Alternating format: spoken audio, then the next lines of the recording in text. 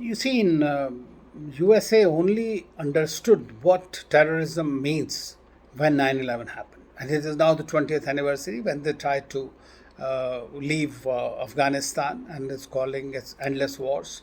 It's more, and as President Biden has said, that now from relentless wars, US will entertain into or enter into the relentless diplomacy.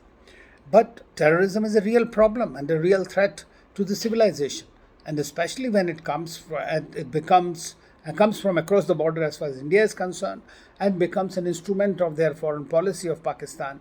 I think it is a matter that needs to be understood, called out, and confronted by the international community. It is being done in the context of the FATF, as we know, but the fact that what Foreign Secretary briefed, that Vice President Kamala Harris was very clear and categorical about Pakistan's role that needs to be contained.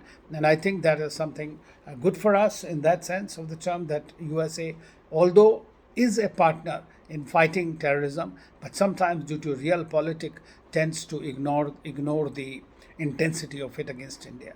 And I'm happy that this has been done, and it is going to be very useful from India's perspective in charting out a new strategies jointly with the US, with the Quad countries, and with the rest of the world. And I'm sure that the UNGA also, Prime Minister, will be calling on it because there are greater challenges for the world.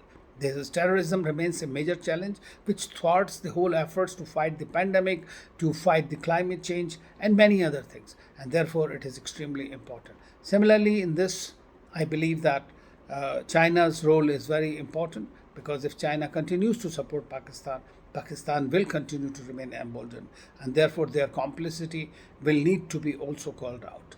And it is important that China, which on the international fora definitely talks about the threats of terrorism, should not support or propagate or hide the Pakistani terrorist groups and Pakistani terrorists from the international scrutiny, like they did for the Masood Azhar's case. Um, as far as Afghanistan is concerned, I think there is need to work out new details how the government is going to, both the governments, US and India, are going to recognize or not recognize, what are the red lines that the Taliban will have to comply with before it is done. But the humanitarian relief must continue unimpeded under the UN's